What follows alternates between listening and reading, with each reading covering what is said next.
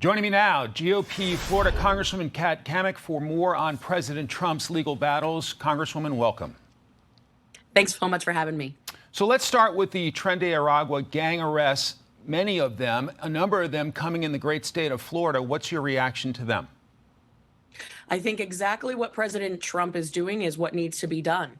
There should be zero tolerance for these types of illegal, violent criminals to remain free in our country.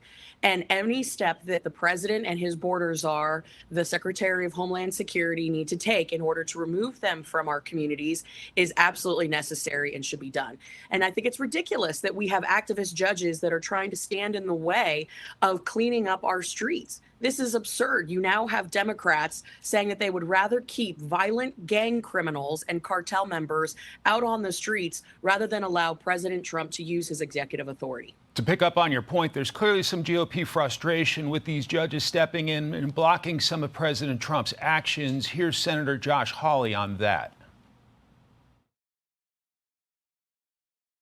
These courts are doing, these district courts, is wrong. It is unconstitutional. I want to be real clear. To me, this isn't about Congress taking away power courts currently have. This is about Congress reforming and stopping the abuse. They do not have the authority to go out and to say, Mr. President, you can't do this. Congress can make that clear. We need to do it right this second.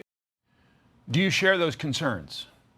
Absolutely. And I would add to my colleague in the Senate, his remarks that not only do we have the authority to reform it, but we have a constitutional duty. It was clearly outlined in the Constitution that the only court is the Supreme Court, and the inferior courts are subject to the oversight of Congress.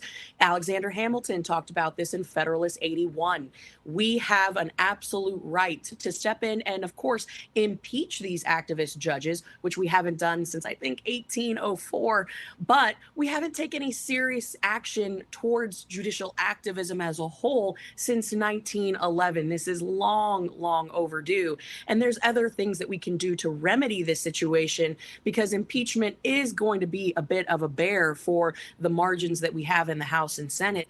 But that aside, we could institute 3-judge panels. We could enforce injunction bonds if people feel so strongly about this. They need to put their money where their mouth is. Or we could just institute a national ban on these types of injunctions with these district courts. So a couple of things that Congress can do and should do. In the Fox poll, there is some clear discomfort with President Trump using executive action. Let's put that on the screen to show the audience. 68% concerned, 31% not concerned, similar to the polling on President Obama going around Congress back in 2014. What about that, Congresswoman?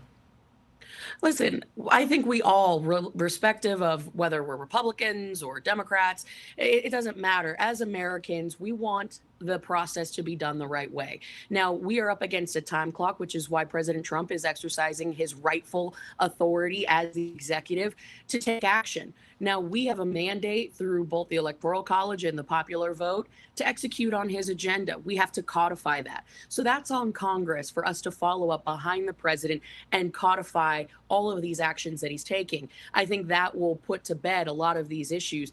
But again, I say to folks who have issues with it, they were awfully quiet during the Obama years. They were awfully quiet during the last 4 years when we even had the Supreme Court slapping down then President Biden's student loan forgiveness that the Supreme Court, the highest court in the land, said was unconstitutional. He went forward with it anyway. And the same people who were yelling and screaming about President Trump didn't have a thing to say then. So it really comes down to us just saying, listen, if the president is going to take executive action, Congress needs to follow up and codify it. We need to get back to work and make sure we're doing just that. Congresswoman Cammack of the great state of Florida, thank you so much for your time on this Saturday. Have a wonderful weekend. Absolutely. Go Gators. Thanks. Hey, Sean Hannity here. Hey, click here to subscribe to Fox News YouTube page and catch our hottest interviews and most compelling analysis. You will not get it anywhere else.